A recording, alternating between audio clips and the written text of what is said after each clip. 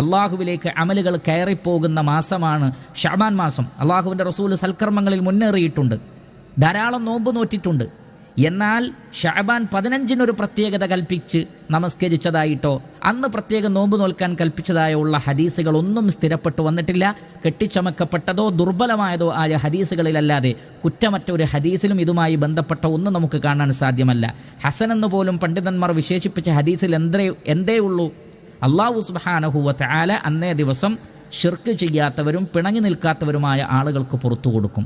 അതല്ലാത്ത നിലക്ക് നമ്മളോട് പ്രത്യേകമായി എന്തെങ്കിലും ഒരു കാര്യം അന്ന് ചെയ്യണമെന്ന് അള്ളാഹുവിൻ്റെ റസൂൽ പറഞ്ഞിട്ടില്ല. ഉണ്ടായിരുന്നെങ്കിൽ അത് ആദ്യം അതിൽ മുന്നേറുകാരാണ് അള്ളാഹുവിൻ്റെ റസൂലാണ്, പിന്നെ സ്വഹാബികളാണ്. അവരാരും തന്നെ അത് ചെയ്തിട്ടില്ല എന്ന് നമ്മൾ മനസ്സിലാക്കണം. അതുകൊണ്ട് തന്നെ ഇത്തരത്തിലുള്ള തെറ്റായ ചിന്താഗതികൾ, അതേപോലെ തന്നെ അന്നാണ് ലൈലത്തുൽ ഖദ്ർ എന്ന ഗുരുതരമായ അബദ്ധജടിലമായ വിശ്വാസം, അതൊക്കെ നമ്മൾ ഉപേക്ഷിക്കണം.